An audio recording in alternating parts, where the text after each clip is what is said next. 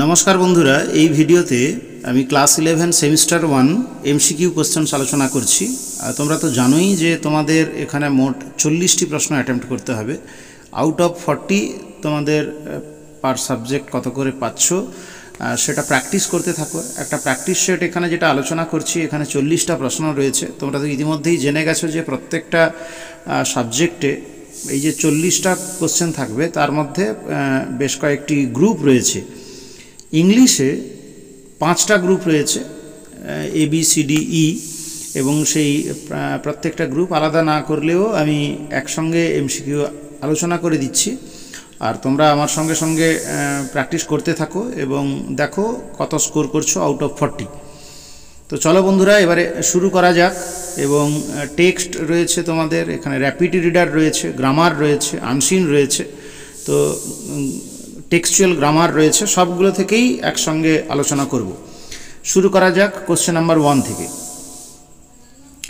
People were attracted to him for his option A coloured turban, B sharp sparkling eyes, C dress, D painted forehead. বন্ধুরা এখানে সঠিক উত্তর হবে coloured turban.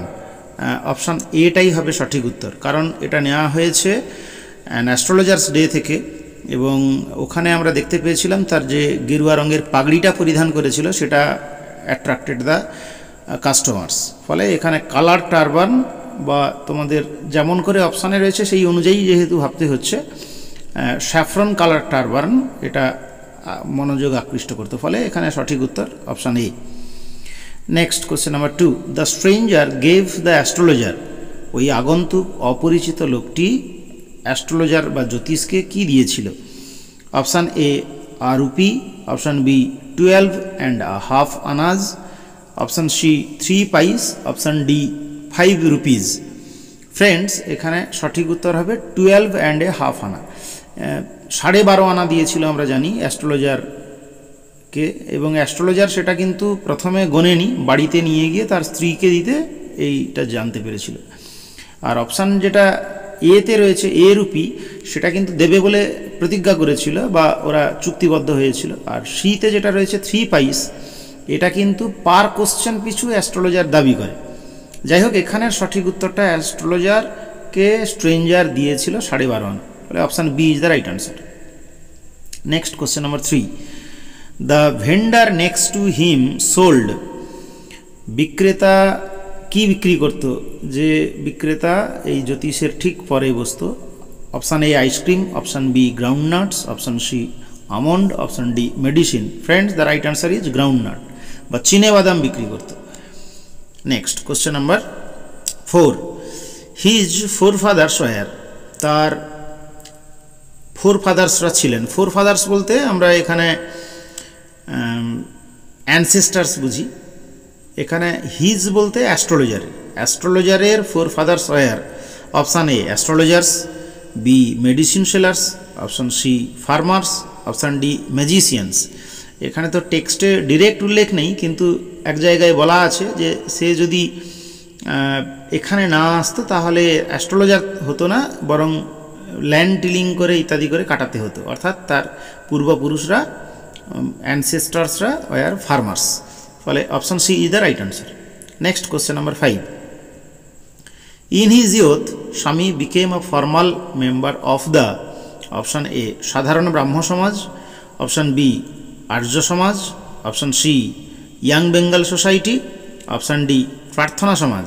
Friends এটার সঠিক উত্তর হবে সাধারণ ব্রাহ্ম সমাজ, কারণ স্বামী বিবেকানন্দ যৌবনে সাধারণ ব্রাহ্ম সমাজের সদস্য হয়েছিলেন। এটা নেওয়া হয়েছে দ্য স্বামী অ্যান্ড মাদারশিপ থেকে। Next question number 6। Pick out the true statement or statements. যে বাক্যগুলো সঠিক সেইগুলোকে আমাদের নির্ণয় করতে হবে। Option A Swamiji saw Ramakrishna's marvellous purity.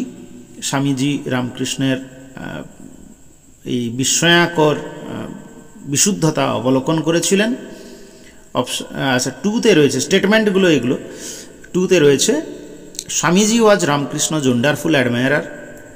3তে রয়েছে Ramakrishna's greatness dawned on Swamiji thereafter. এই 3টা স্টেটমেন্ট। যে রামকৃষ্ণের মহত্ব পরবর্তীকালে স্বামীজির মধ্যে বর্তেছিল। এখন এই যে তিনটা স্টেটমেন্ট, এর কোনটা ঠিক?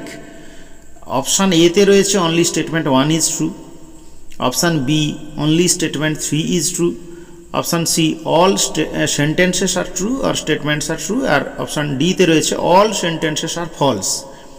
দেখো এখানে স্বামীজি রামকৃষ্ণের মার্ভেলাস পিউরিটি দেখেছিলেন, স্বামীজি ওয়াজ রামকৃষ্ণ ওয়ান্ডারফুল অ্যাডমায়ারার, এটাও কিন্তু সঠিক বাক্য। আর অপশান 3 স্টেটমেন্ট 3তে যেটা রয়েছে রামকৃষ্ণের গ্রেটনেস স্বামীজির উপরে পরবর্তীকালে এসেছিল, ফলে এখানে তিনটাই সঠিক। ফলে friends, the right answer is option C, all sentences are true or all statements are true. Next, the only man who said that we must speak to all men in their own language was, এটা কিন্তু স্বামীজির কথা, এটাও the Swami and mothership থেকে নেওয়া হয়েছে। একমাত্র মানুষ যিনি বলতেন যে প্রত্যেক মানুষের সঙ্গে তার নিজের ভাষায় কথা বলা উচিত। এখানে তো ভাষা বলতে আমরা জানি রিলিজিয়ানকে বোঝানো হচ্ছে, এটা যারা টেক্সটটা ভালো করে পড়েছে তারা বুঝতে পারছো, আর যাদের এটা খেয়াল নেই মনে রাখবে এখানে রিলিজিয়ানকে বোঝানো হচ্ছে ল্যাঙ্গুয়েজ বলতে। তো যাই হোক, কে বলতেন এটা? Ishwarchandra Vidyasagar, Swami Vivekananda, the narrator, Ramakrishna Paramahamsa. এটা যেহেতু স্বামীজি বলছেন, তার গুরু সম্পর্কে বলছেন, Ramakrishna Paramahamsa would be the right answer. Next, question number 8, the pilgrimage culminates on the day of, তীর্থযাত্রা কোন দিন হয়েছিল? তীর্থযাত্রা সমাপ্ত হয়েছিল কোন দিনে? এটা অমরনাথ থেকে নেওয়া হয়েছে, অমরনাথ যাত্রা শেষ দিন, একাদশী, পূর্ণিমা, রাখি বন্ধন অর শিবরাত্রি। ফ্রেন্ডস, রাখি বন্ধনের পবিত্র দিনে এটা হয়েছিল এবং ওখানে তাই সেই দিন রেড অ্যান্ড ইয়েলো থ্রেড, যে স্যাক্রেড থ্রেড, সেটা তাদের হাতে পরিধিত হয়েছিল। এই রেফারেন্সটা রয়েছে টেক্সটে, ফলে রাখি বন্ধন সঠিক উত্তর।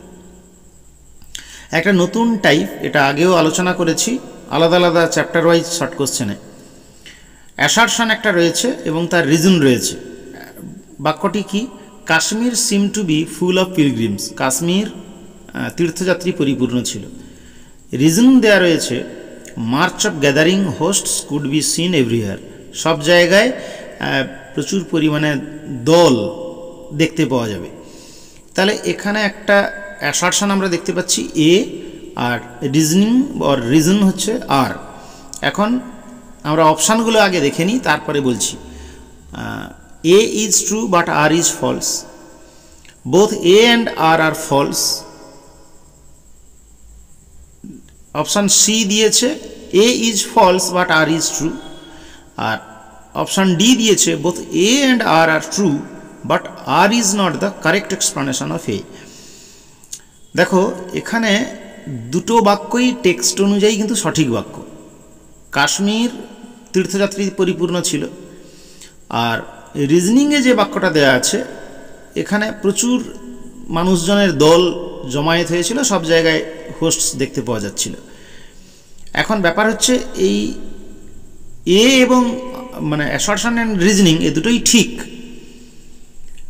কিন্তু ব্যাপারটা হচ্ছে এর এক্সপ্লানেশন কিন্তু রিজনিং এই আরটা নয়। কারণ কাশ্মীরে তীর্থযাত্রী হয়েছিল অমরনাথ যাবে বলে, কিন্তু সেখানে তো অনেক হোস্টস দেখা যাচ্ছিল, ফলে এই এক্সপ্লানেশনটা ঠিক নয়। অ্যাকিউরেটলি বলতে গেলে এই অপশান ডিটা হবে সঠিক উত্তর, both A and R true but R is not the correct explanation of A. আশা করি বোঝা গেছে তোমাদের এই অ্যাসারশন রিজনিং টাইপটা একটু তোমাদের কাছে একটু আননোন এবং ডিফিকাল্ট, ভালো করে বুঝে বুঝে করবে।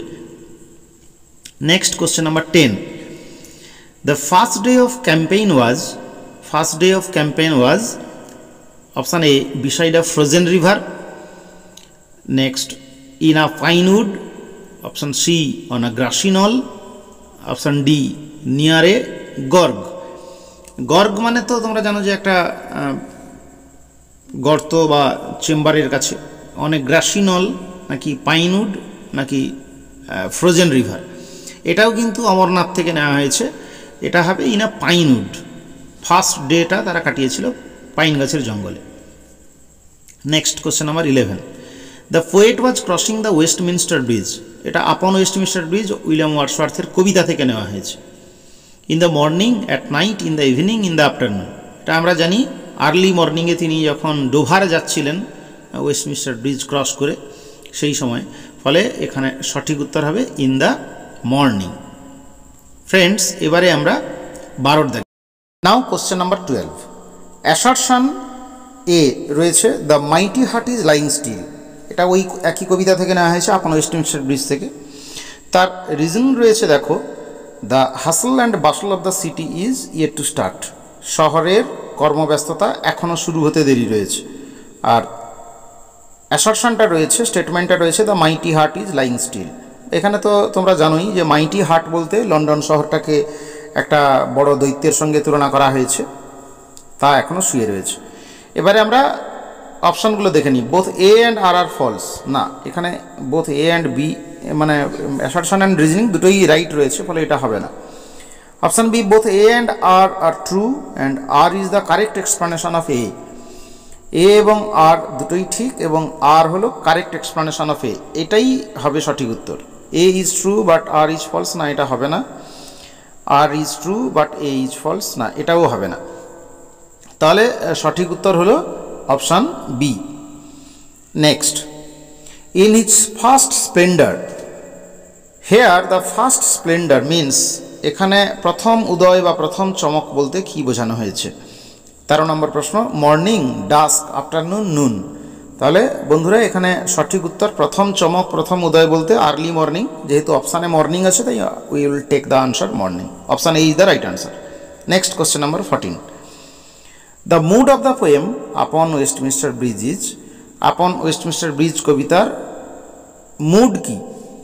মুড হচ্ছে আমরা জানি তো একটা মেন্টাল কন্ডিশন। কবিতার ক্ষেত্রে মুড হচ্ছে বিভিন্ন রকম হয়, যে শান্ত না অশান্ত নাকি যুদ্ধবিরোধী, কি মানসিকতা নিয়ে কবি কবিতাটা লিখেছেন এরকম একটা ভাবনা, তাকে মুড বলা হয় কবিতার।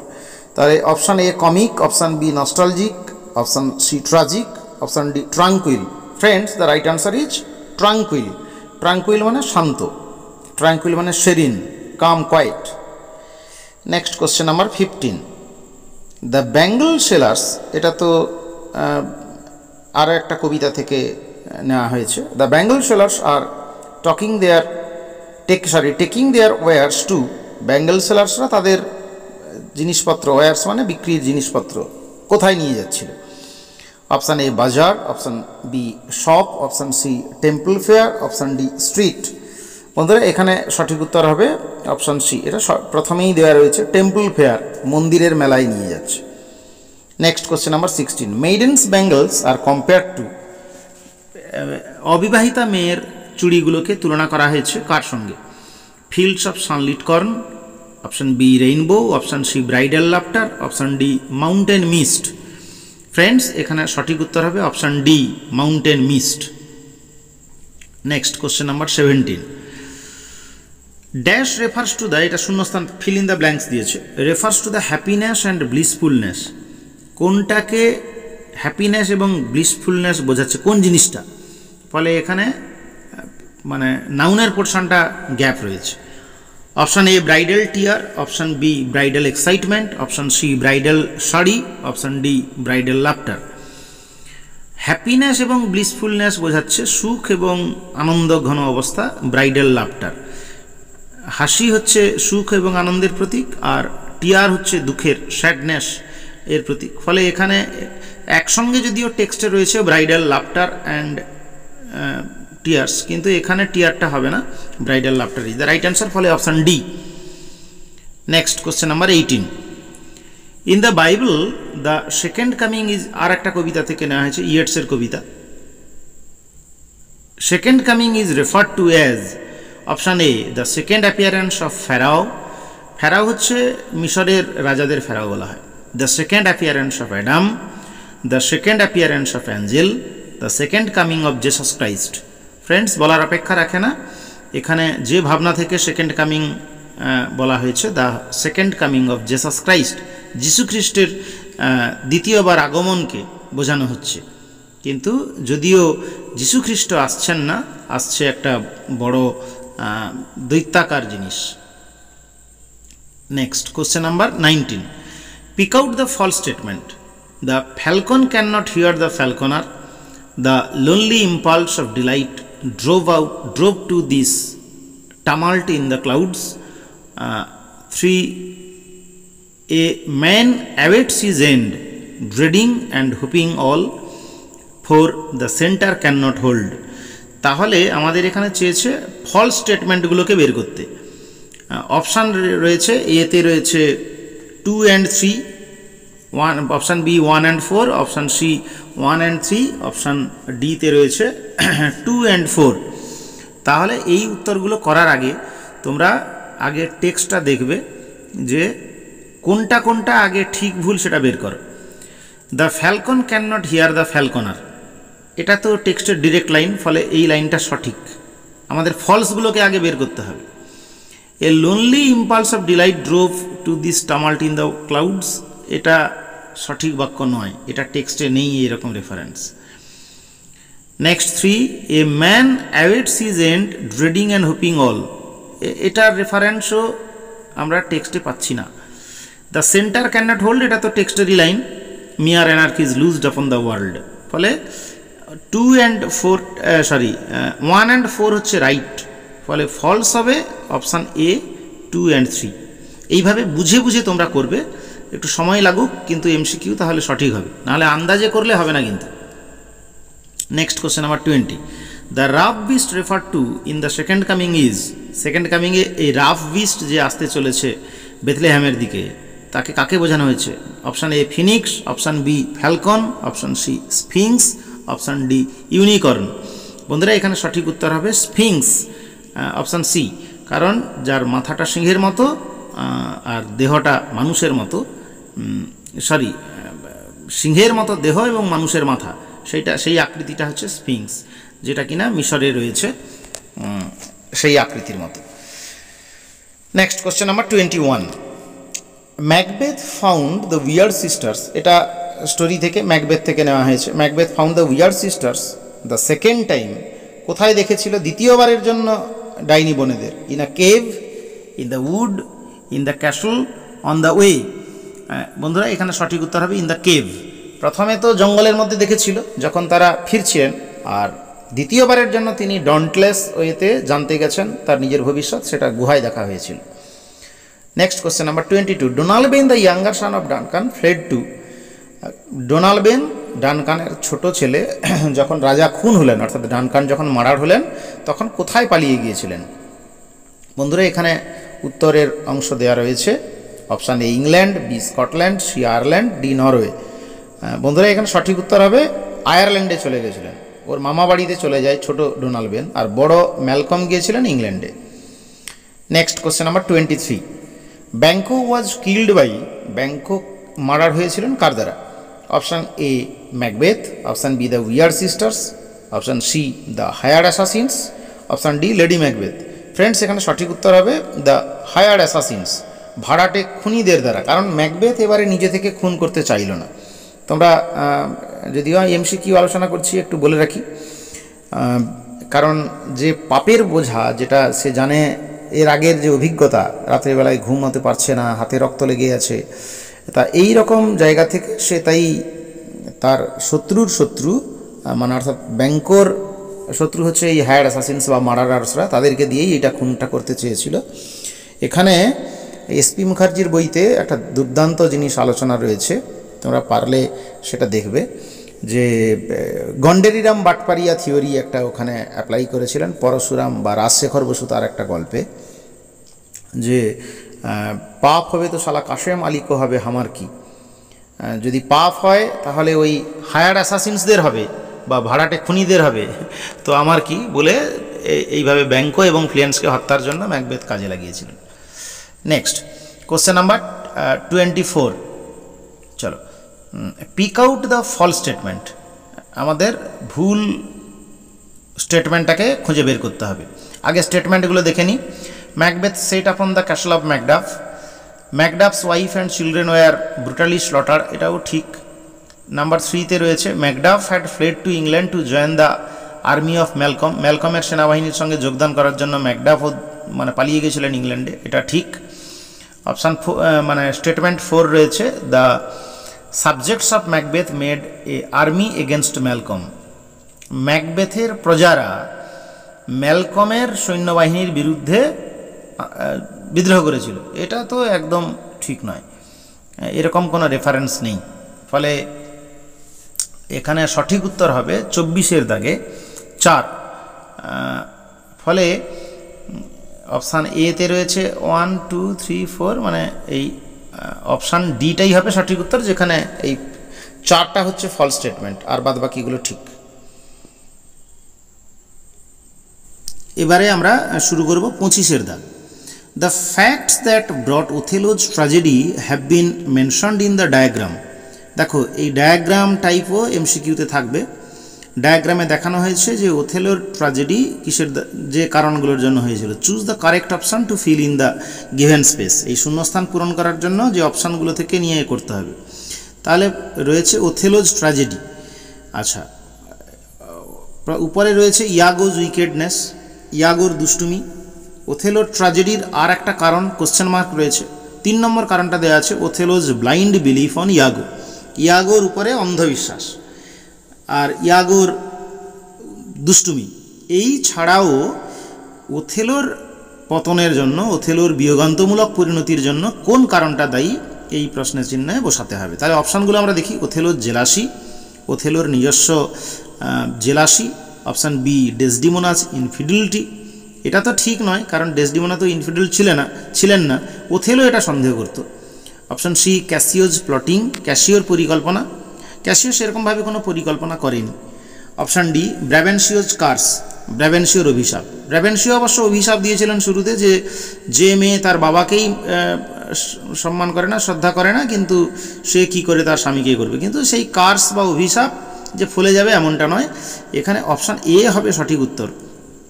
ওথেলো জেলাসি, ওথেলো নিজে থেকেই ডেসডিমোনাকে সন্দেহ করত এবং তার এই ঈর্ষার জন্যই ওথেলোর ট্র্যাজেডি ঘটেছিল।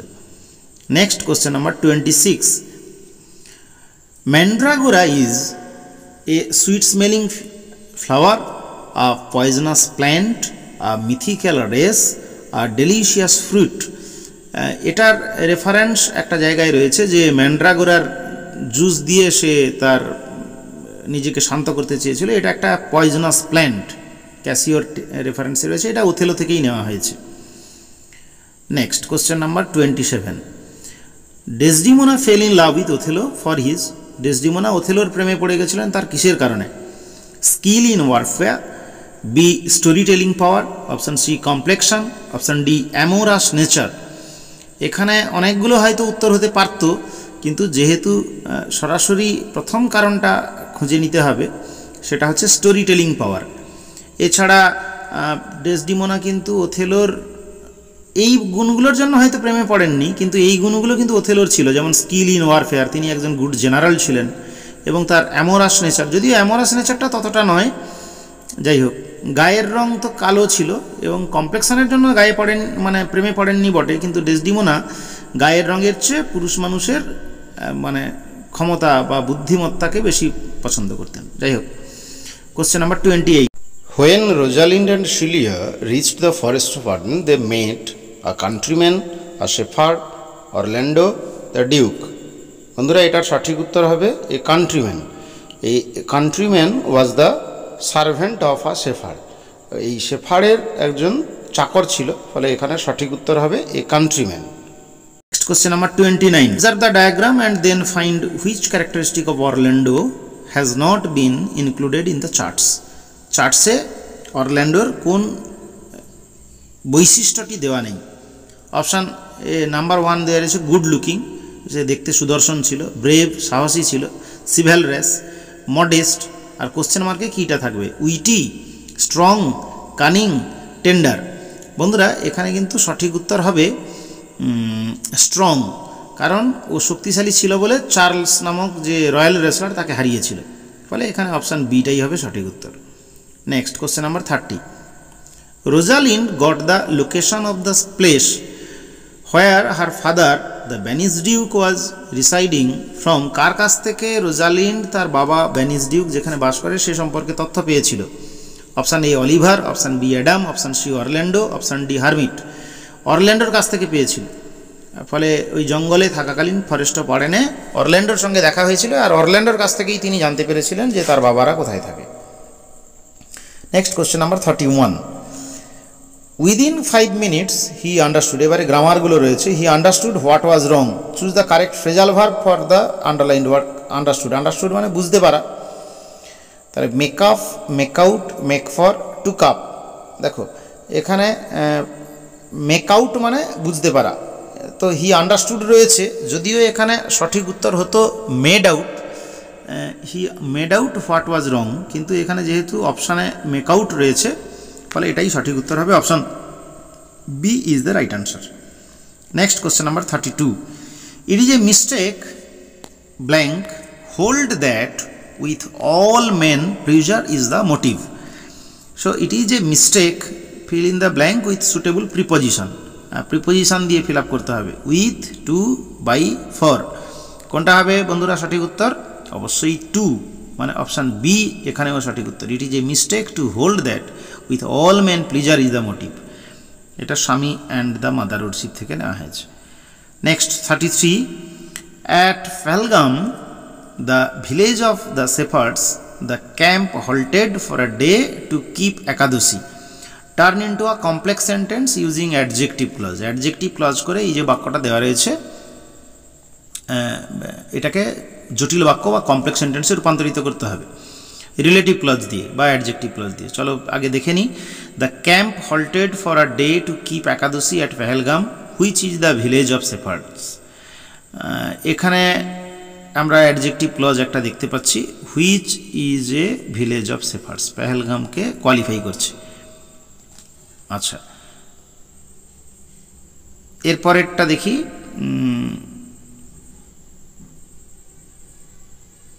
Pahalgam was a village of shepherds and the camp halted for a day to keep Ekadashi। এখানে and দিয়ে কম্পাউন্ড সেন্টেন্স করা রয়েছে, বলে কমপ্লেক্স, কিন্তু এটা হলো না, এটা কিন্তু কমপ্লেক্স সেন্টেন্স হলো না।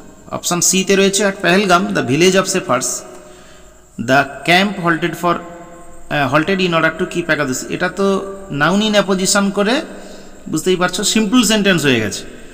অপশান ডি তে নান অফ দ্য অ্যাবাভ, তাহলে সঠিক উত্তর হবে এই option A, the camp halted for a day to keep Ekadashi at Pahalgam, which is the village of shepherds. Next question number 34. Dull would he be of soul who could pass by a sight so touching in its majesty। Turn into simple sentence using participle। participle ব্যবহার করে এটাকে সরল বাক্য করতে হবে। অপশনগুলো আমরা দেখি। Dull would he be of soul passing by a sight so touching in its majesty। Option B তে রয়েছে, দেখো, he is dull of soul who passes by a sight so touching in its majesty. Option C তে রয়েছে, dull would he be of soul who could pass by a touching sight in its majesty, আর none of the above. তাহলে এখানে সঠিক উত্তরটি হবে so touching in its majesty, মানে option এটাই হবে সঠিক উত্তর। Dull would he be of soul passing by, এই যে সোল, সোলকে কোয়ালিফাই করে দিচ্ছে, অ্যাডজেক্টিভ হয়ে যাচ্ছে, প্রেজেন্ট পার্টিসিপল হয়ে গেল। Soul passing by a sight so touching in its majesty. Now the question number 35। And worships the gods at her husband site.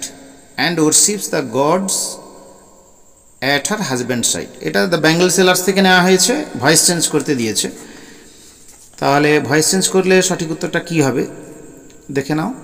অপশানগুলো ABCD 4টা অপশান রয়েছে। The gods at her husband side is worshipped by her. The gods at her husband side is worshipped রয়েছে এখানে। Option B, someone worships gods, না, এখানে তো ওরশিপস ভার্বের ফর্ম রয়েছে, ফলে প্যাসিভ ভয়েস হলো না, চেঞ্জ হলো না। And the gods are worshipped, এই দ্য গডস অবজেক্ট সাবজেক্টের জায়গায় গেছে, and the gods are worshipped at her husband side.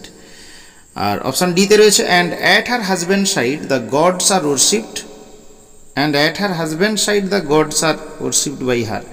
এটা দুবার হার এটা প্রয়োগ না করে এই অপশন সিটাকেই সঠিক করা যেতে পারে। এবারে আমাদের লাস্ট ফেজ রয়েছে যে শেষ 5টি প্রশ্ন আনসিন থেকে থাকে, সেটা আনসিনটা পড়ে তারপর কোশ্চেন আনসারগুলো করতে হবে। Read the following passage and answer the questions from 36 to 40. The world is currently experiencing the second major coral bleaching event in 10 years, with reef systems from Australia to Florida at risk of dying following months of record-breaking ocean heat, a US agency announced Monday. The consequences of coral bleaching are far-reaching, affecting not only the health of oceans but also the livelihoods of people, food security and local economics. Severe or prolonged heat stress leads to coral dying off, but there is hope for recovery if temperatures drop and other stressors such as overfishing and pollution are reduced. From February 2023 to April 2024, significant coral bleaching has been documented in both the northern and southern hemispheres of each major ocean basin, said Derek Mongello of the US National Oceanic and Atmospheric Administration. The current bleaching event is the fourth on record, with previous events in 1998, 2010 and 2016. So this is a text on coral reef. তোমরা বুঝতেই পারছো প্রবাল প্রাচীর যাকে বলা হয় coral reef তার উপরে রয়েছে। এখান থেকে আমাদের অপশনগুলো দেখে দেখে করতে হবে। Significant coral bleaching has been documented in northern hemisphere, southern hemisphere, both A and B মানে both northern and southern hemisphere, none of the above. ফলে এখানে সি হবে সঠিক উত্তর, নর্দার্ন অ্যান্ড সাউদার্ন হেমিস্ফিয়ারে coral bleaching has been documented. Next question number 37. The world is currently experiencing the major coral bleaching event in 10 years. Third, first, second, 10th. Dash major coral bleaching এটা কততম? বন্ধুরা এটা হবে second. Option C is the right answer. Option C, second major coral bleaching event in 10 years. Next question number 38. Causes of coral dying is, coral বা প্রবাল মারা যাওয়ার কারণ কি? Prolonged heat stress, দীর্ঘ উত্তাপের জন্য, deforestation, temperature drop, heavy rainfall. Friends option এটাই হবে সঠিক উত্তর, প্রলংড হিট স্ট্রেস, দীর্ঘদিন উত্তাপ থাকার জন্য। Next question number 39. Arrange the following statements in the correct order. আচ্ছা, সঠিক ধাপে ধাপে এটাকে সাজাতে হবে। রিঅ্যারেঞ্জ বা অর্ডারলি এটাকে সাজানো, এটা আর একটা টাইপ আমরা কিন্তু পেলাম। ওয়ানে রয়েছে coral bleaching event occurred with reef systems from Australia to Florida. দুয়ে রয়েছে স্টেটমেন্ট টুটা হচ্ছে the sequence of coral bleaching affected the livelihoods of people and food security. তিনে রয়েছে the world is currently experiencing the second major coral bleaching event in 10 years. Statement 4, severe or prolonged heat stress leads to coral dying off. তাহলে এখানে সঠিক উত্তরটা কোনটা হবে তাতে যাওয়ার আগে আমাদের কিন্তু দেখে ফেলতে হবে কোনটা আগে কোনটা পরে আসছে। প্রথমে আসছে যে এটা সেকেন্ড মেজর কোরাল ব্লিচিং, মানে তিনেরটা প্রথমে আসবে, তারপরে আসবে coral bleaching event occurred with reef system from Australia to Florida, এটা 2 নম্বরে হলো। 3 নম্বরে হবে the consequence of coral bleaching affected the livelihoods of people and food security, এটা 3-এর মানে 2টা 3-এ গেল। আর severe or prolonged heat wave এটা 4 নম্বর 4-এ থাকবে। তাহলে অপশান এতে রয়েছে, তাহলে প্রথমে কোনটা আসবে? 3টা প্রথমে কোথায় আছে? অপশান এতেই রয়েছে। তাহলে অপশান এতে রয়েছে 3, 1, 2, 4, ফলে অপশান এটাই is the right answer. Next question number 40. Pick out the correct answer. সঠিক উত্তরটি খুঁজে বের করতে হবে। স্টেটমেন্ট এ এবং স্টেটমেন্ট বি রয়েছে, একটা আমরা অ্যাসার্শন রিজনিং টাইপ দেখেছি, আর একটা এক্ষেত্রে দুটো স্টেটমেন্ট রয়েছে, এটা আর একটা type. The current bleaching event is the fourth on record. আর স্টেটমেন্ট টুতে রয়েছে, বিতে রয়েছে, Derek Manzello is the administrator of US National Oceanic and Atmospheric Administration. তাহলে অপশান এটা তো মানে স্টেটমেন্ট এটা তো সঠিক বাক্য, অপশান মানে স্টেটমেন্ট বিটাও সঠিক বাক্য। তাহলে আমরা অপশানগুলো দেখি। A is true and B is false. A is false but B is true. Both A and B are true, both A and B are false. Friends, the right answer is option C, both A and B are true. বন্ধুরা, এই হচ্ছে 40টি প্রশ্ন। আশা করি তোমরা আমার সঙ্গে করলে। দেখো তোমরা কতটা স্কোর করতে পারছো, কতগুলো তোমাদের কাছে সহজ লাগছে। আশা করি টেক্সট পড়া থাকলে তোমরা প্রত্যেকটা খুঁটিয়ে খুঁটিয়ে পারবে। যদি টেক্সটগুলো না পড়া থাকে, আমার ভিডিওগুলো তোমরা আরও একবার দেখে নিতে পারো। তোমরা টেক্সট বইটাকে আর একটু খুঁটিয়ে পড়ো এবং এই কোশ্চেনগুলো প্র্যাকটিস করলে আশা করি তোমরা পেরে যাবে। এবং এইভাবে বেশ কয়েকটি সেট আমি তোমাদের জন্য দিচ্ছি, এগুলো সব সাজেস্টিভ সেট। একটা ফার্স্ট সেট এটা আমি দিলাম, এর পরের সেটগুলো পাওয়ার জন্য এই চ্যানেলটাকে সাবস্ক্রাইব করে রাখো। Thank you for watching this video.